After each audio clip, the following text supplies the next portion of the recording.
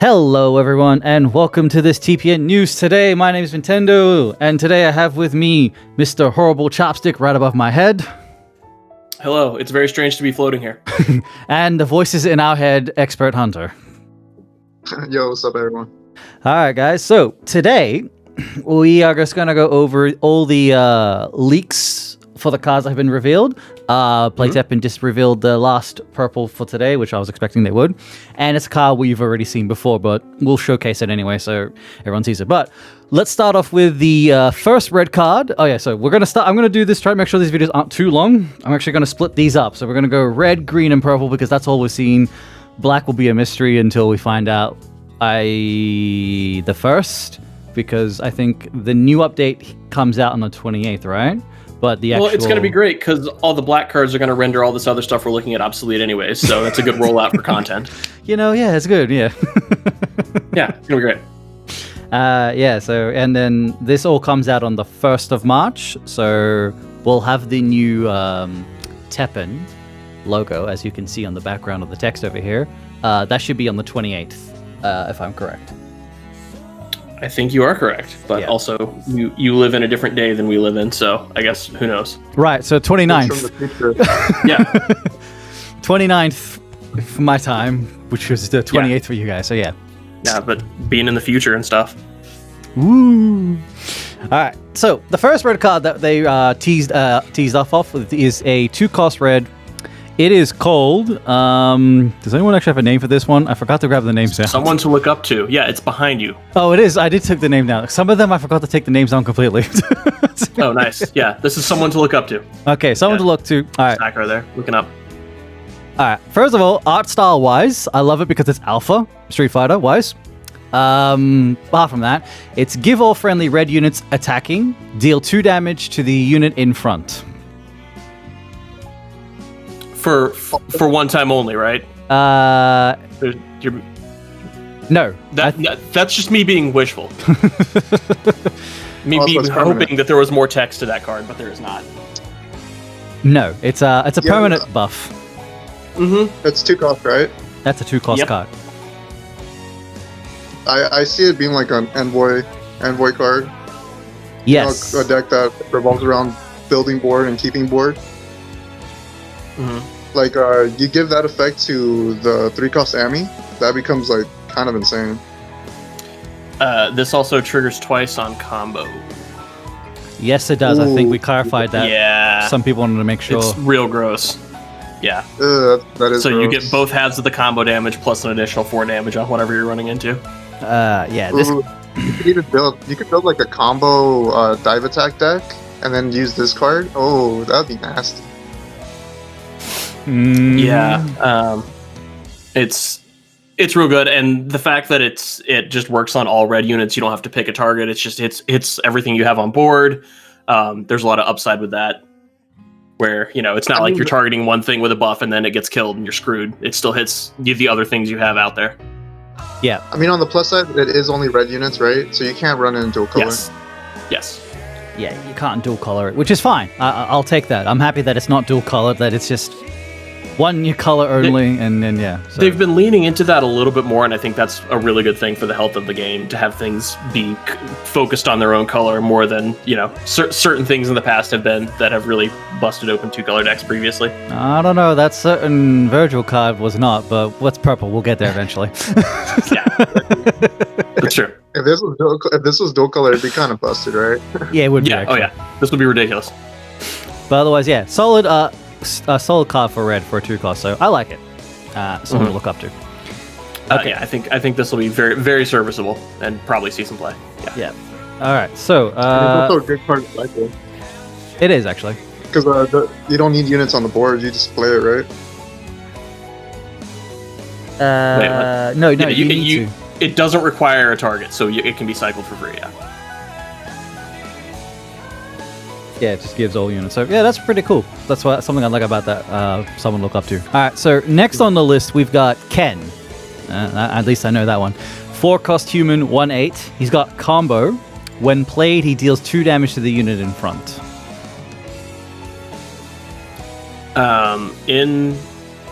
like compared to what you can do right now, I don't think he's particularly good.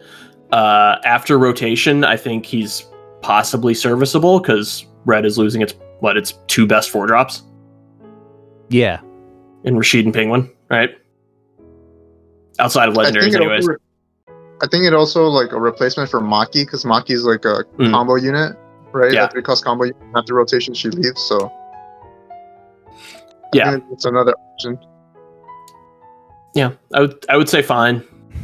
Yeah. Mostly for janky combo decks, which do exist and can be very scary. So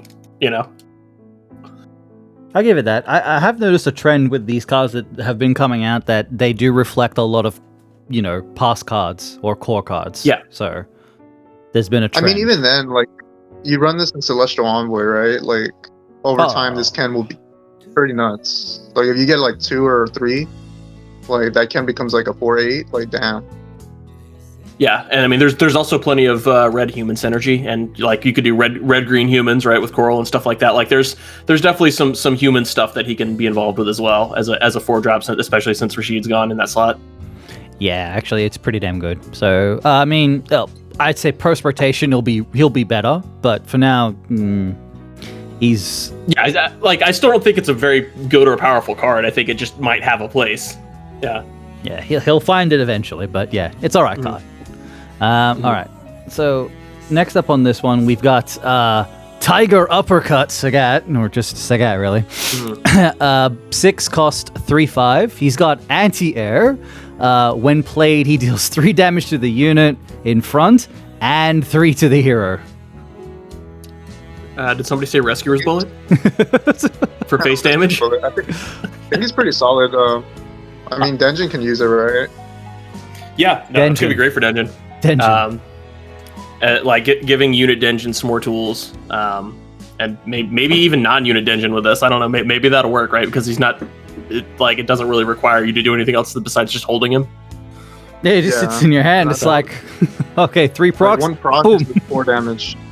I mean, 3 procs is like the dream, right? You get 3 procs on him, like that's it. Like any any extra damage you can get with Denjin is always nice. Yeah, no, this seems like a potential closer for that deck. I don't really see it getting much play elsewhere because like red typically isn't gonna win off of chip face damage necessarily, right? It's either kind of the all in or the board I win way of getting there. I mean, he's always the body kind of sucks, right? Yeah, 3/5. For 6, that's I think it's also it might be okay to block a flyer with it. He does do 3 damage to a unit in front, right? Yeah. So I mean, it's like 6 damage, right? You drop it, he'll ping for 3, and then he'll block for 3, and then he'll anti-air. Yeah, he's like a super layer on defense. So yeah, he's got Denjin right now. Really, that's it. That's all Denjin is definitely the obvious application for sure. There could be other things, but if light becomes like super prevalent, maybe like other decks, like other red decks will run like maybe 1 copy of this card, maybe. I don't see people running more than 1 though, just as a tech option. Yeah, and I mean having 3 points of reach to finish somebody off is also oftentimes pretty good and pretty relevant. So yeah, I could see it being a 1 of outside of Denjin as well for both tech and also kind of a random small percentage finisher some of the time where he's like, 3% of the time I'm just going to be able to close out the game with this guy just by putting him on the board with no extra effort. That's pretty good. Yeah, they won't be like over a large sample size. That's no joke. Yeah, as long as he's pulling his weight in those other matchups. Yeah, he's interesting for his type of card. So we'll have to wait and see. I mean, I look forward to seeing what he can do and what decks could do. But yeah, it'd be funny to finish off games with him just because they can't react to it. It's just bang. Right. Yeah, and we've seen, powerful, unreactable plays before, and it's pretty scary when you can't do anything about whatever the thing is. Yeah, don't know what you're talking about. Oh, I lost to a Leon yesterday. Yeah, right? Definitely. So. Alright, that is not a red. Okay, I think the next one is this dude. A couple, yeah. Yeah, I believe it's this one. Carlos. I love it that it is Carlos from RE3, because that's a Mad Carlos remake. When played, if your explore count is 3 or higher, he gains +2 attack. So he's 4/4. 4/4 for 3 if your explorer is at 3 or higher. I mean, he's Goes off, but like if you pull him early game, it's kind of like it's kind of meh. It's kind of meh. like he's not making it into current Jill, right? Like you're not running this. No. Yeah, no, current Jill won't run that. And post rotation, it's going to look like a very different deck. Anyways, we're going to have to see. We're going to have to see a lot of new explore cards for it to even be a functional deck, right? Because like there's so much is leaving. They're going to have to print more in the following set after Ada. Yeah. Even post rotation is still kind of iffy because he fights with Claire for that slot, right? Claire's unreactable 6 damage. Well, this is just a card that gets +2. Right, and like a 4/4 for 3 on the face of it isn't that bad, but not doing anything else and then also having potential downside is pretty rough. Yeah, because then like the more cards you run like that, because what's that other card? The one that people call Fat Nash, right? You need 3 explorers for his buff.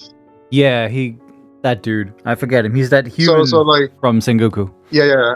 Mhm. My point is like if you're running this card, that card, and then Claire, that's 3 cards that can break in your deck, right? If you don't get those 3 explorers. So yeah, and this is like, the worst of those 3 easily. Yeah. Yeah.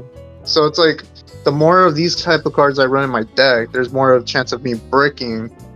And then I don't know. He seems kind of iffy. Yeah, I mean, 4 health is very low. I said if he was a 2/5, maybe. If he was a 2/5, at least he's a 3 for 4 or 5. If he was a 2/5, and then his effect would proc off, then he'd be like what, a 4/6 or a 4/5? No, he'd be a 4/6, right? Because he gets up. 4/5, you anti-body him. He's if he was a 2/6, he would be awesome. Yeah. If he's 6 health is really relevant. 4 health sucks. Because I mean, there's just so many things it dies to in 1 to 2 hits. Kind of sucks. Yeah, I think the health. I think the health thing was like they didn't want to like overtune the card, so they just gave it 4 health. Well, they didn't overtune it, so problem solved. Good job. Not overtuned. I think he's fine. Yeah. But seems really fair. Just a fine. And I mean that's kind of been a theme a little bit, right? For the most part, the new cards look overall pretty fair and slightly less pushed, and I'm okay with that, honestly. If they want to rein in standard a little bit. Yeah. I think that's not the something idea. I'm opposed to. I think they want to bring down the power ceiling of the game. Pulse rotation. Yeah, for sure. It's needed. But then you'll still have the unlimited format to do the crazy things in, which is going to be great. I'm actually looking forward to having the breather from that and then going back to it. It's going to be a lot of fun. I don't see myself ever into limited format unless there's like an event or something. Oh, it's gonna be great. There's gonna be some absolutely insane busted decks, which is fun if you're like really into that. It's like there's a subset of people that get really into like vintage Magic, right? Where you have to have $15,000 in cards to walk in the door, and the decks all kill you on turn 1. But it's really a complicated matchup if you both know what you're doing, because there's so much going on. Yeah. All right, we'll have to wait and see. I guess it's just we've been playing this type of format for so long. I guess everyone wants a break, right? Right. Yeah. No. And definitely, there's going to be a cooling off period from that. But then, like a couple months down the road, I can totally see myself going back and being like super into playing unlimited, and potentially doing like looking at unlimited tournaments and things like that later. After we've had a breather and are in this new meta. Yeah. Yeah. No, I can see. True. I agree. All right. Okay. So next one is the one that this expert was talking to us before. Okay. So it's called, and I don't have a name for this one. The name is not on there. The name is not here. Okay. Give me a second. Sorry. I will get that name in a second. It is called Desperate Struggle. It is a art charge of 1. 5 cost action. For red, it deals 8 damage to the 1 enemy unit. Any unit destroyed by this damage is removed from the game. This will not trigger death abilities. Yep. My only gripe is that of its cost, I guess. But then again, I complain too much about actions being too cheap for red with too much damage, so I should shut up. I would say this is a little bit pricey, but probably fair. I mean, outside of the green matchup, I can see some use out of this card, but like, you don't want to use this card against green. No, certainly not. But I mean, again, they're kind of getting back into how the colors should be operating, right? Like if the color pie is a little more balanced with this. Red should suffer against green shields. That's fine. It's when it's when something becomes oppressive to things outside of its normal purview that it's good against that things become problematic, right? Like it's okay that black can destroy units, but when black can destroy all the units all the time with no drawback, it's a problem. Yeah. Yeah, right? but the problem with this card is like you're spending 5 mana and then green just blocks it with 1 mana, so it's right, of course. But I think this is pretty expensive and slow. You're getting, the art charge 1, I guess, is relevant, but ultimately, there's a legendary that's pay 2 for 9, and now we're at pay 5 for 8. Like the scaling between those two is pretty heavy. I mean, if you do ever use this card, you only want to use it on blue mana, so you get that +2 mana for free, and it essentially becomes a 2 cost. Right. Yeah, and I mean, you do get 6 points of art for this, which is pretty good. It's nice. It is nice, but also it's going to feel really bad, as you said, to get blown out by any 1-cost shield, of which there are several to choose from. Yeah. And green likes to run 5 to 6 shields, so. Yep. Although, what is that? I forget. Is that going to change at all?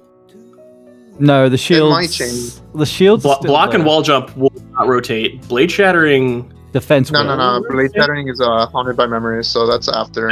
It'll be the next rotation. It will rotate. It will rotate, but but it'll be a month after big rotation. Yeah. Yes. Okay. So it's definitely going to be wall jump and block. So there are 6 shields all up. Yep. This card, I guess I would say is fair. It's like it's worse to do it against green, so you really have to do it when they have 0 mana to respond to. I'll pray they don't have a shield. Black could be interesting because they would have to either sacrifice their unit so they don't lose it and lose the death ability, so eat it and all that stuff, or they've got the give revenge and destroy it immediately card to get out of it. There are other options, cards that they have, which can destroy and buff some stuff. Purple... It's okay. Purple's not really countering this at 5. No. Yeah, like this against purple, it always hit most of the time. The only card that hits it is on Maverick's Memories, but they have to be at 7, right? Or they have to sack a unit. There's definitely things that would hit it. You just don't play those things because they're slow. Yeah, I mean, purple does have the other one to negate half for half your life, so there is that. Yeah, Maverick's Memories also negate the 5 or less. Yep. There's the one for units on the field as well. There's that one as well, but that never gets played. No, that's what I'm saying. Like there's ways, but you're not gonna play those things. No. And the red matchup is where you can actually play it, and I think you'd be okay with it. Yeah. This is fine. That's that card. Slow. A slow run for red. And I think this is the last one that red got revealed. The card also from Strider's universe. Sorry, there's one more to go. Light Sword Cipher. Give +2 attack and agility 10 seconds to one friendly unit. A 3-cost action. Yep. See, okay, so Strider Legendary automatically brings a card like this after an Explore. It could bring this card, right?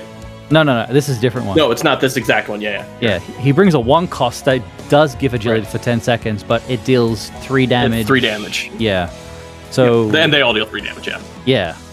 So I'm at a bit of a 10 seconds, agility, that's 2 attack lines. 2 attack lines. Now, the buff is permanent, right? But it's just the agility that's only 10 seconds.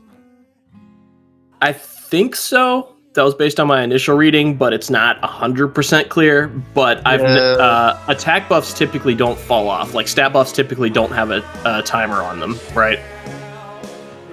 No, generally not. Like I don't think I've seen it where there's an attack buff or a health buff that falls off after a certain amount of time. There's ways to increase them over time, but I haven't seen anything that's like give plus 2 health for 30 seconds. Wait, right? No, disappears. No, it doesn't. Doesn't Tenkuhua there's like mirrors there's like one? Doesn't Tenkuha and Nero's one, Devil Breaker, give a buff, but then after the initial attack, that's it, they reset? But that's right. That's after one hit, and that is a mechanic. Will Yeah. be like, after hit, but not time based. Right. Yeah. So I think it's just the agility is time based. That's just trying to solve this card. Yeah, I think it would only be the agility that's time based, and the attack is permanent. Even so, it's still good. I mean, it's an attack. It's a 2-cost buff, right? 3. That's It's a 3-cost buff. Yeah. It is good, and I think for an all-in sort of deck, this would be pretty good. Yeah, I mean, just putting agility on a unit for 10 seconds is pretty good.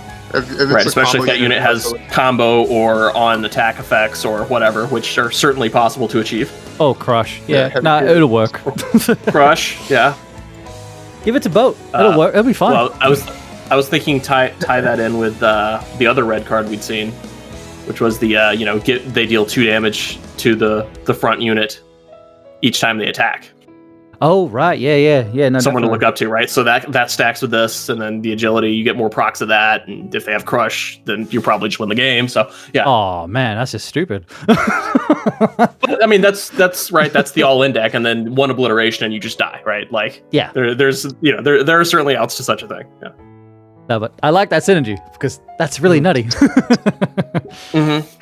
All right, so that's that one. Okay, here's the last run for Red Eye. I think it should be next on the list. Yep, cool. Controlling the Satsuno Hado, not Satsunui. I will not give in to its power. The murderous spirit within threatened to break loose at any moment, and the woman's grin was like a brand on his back. Now the master of martial arts would truly be tested. So they've been doing this now where they're dropping these cards that are lore-based for Ada and what she's been doing, but we have no idea what the hell they do. Mystery I mean, I effect. think Do we we- know the rarity of this card? Epic. It is an epic card. Okay. They're all epics. Yeah, all these lore cards have been epic Okay. so far. So Gotcha. Well, I don't know. Anyone have a guess as to what this might be? I don't know. I've been trying to I've read the text I don't know so many times. I'm like, what the hell does this do? I still haven't I figured mean, it it could out. be a buff, then it could do some damage. I don't know. I feel like it's controlling the Satsunui. I think someone in chat said, so what does Ryu do when he controls it? When he doesn't turn into evil, he gets the power of nothingness. And I just kept thinking state of nothingness because that's technically what... Well, that's not what it looks like to me. It looks like Ryu losing control. yeah, he's losing control, so he's turning into evil Ryu. Or, so... Evil Ryu? Card? Yeah. I don't know. Transforms? Makes me I think don't know, about Door to Nothingness, which is a magic card. So maybe as an idea, it's probably like this card will change any red unit into an evil Ryu card for like 10 seconds or something. Maybe. I don't know. I'm throwing that out there. I'm gonna throw that out there and just assume that he'll transform any red unit. It doesn't have to be Ryu specifically, unless it has to be Ryu. To become evil Ryu, unless it's a permanent change or a few second change, whatever. That would be super cool, especially if it worked on like any Ryu, right? Like, so you had any version of Ryu, and then suddenly it transforms into whatever this thing transforms into. I think that would be really cool to have like character flavored decks or synergies, right, where it works with cards of that specific name, because that would address one of my big gripes with this game, which is why there are multiple cards that have the same name.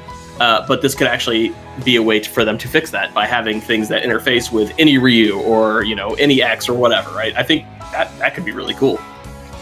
I think we're being too optimistic about that, but it would be really cool. What do you think, Anna? I mean, who knows? We'll have to see. He's got nothing. It's just it is interesting, but yeah. It's just we haven't seen like Gungho really take steps towards that path, right? Yeah. No, certainly not. Nah, So- it's interesting, but Like optimistic. We're optimistic. Optimistic, yeah. But hey, there's a free idea for you guys for your next set. yeah, if these lore cards transform certain cards, all right, I'm down for it. That's pretty cool. I'd be into it. I'd be into it. Or just cause something to happen, right? Like if you have if you have X on the field and you play the thing, then you get a 0, right, or something like that. That like there's a million ways they could go about it, but as long as the condition is met of whatever hero is out there, their card is out there. And as long as it doesn't make copies in the graveyard. That's the other thing. As long as it can't be too abused. But yeah, all right. We'll take that. All right, guys. Thanks for watching. That was pretty much all the red cards that they leaked for us. Woo! So that's that. We're gonna do the next video on the green cards because there's a decent chunk of green cards that came out as well. So thanks again for watching, guys. Thank you, Chopstick. Thank you to the voice in our head, Xanis. I thought you guys would like to say hello. He's in my head. Yeah, no. Horrible Chopstick everywhere. Horrible Chop on Twitter. Come find me. And we'll be back in the next one with green cards. Thanks again. Peace out, everybody. Ciao.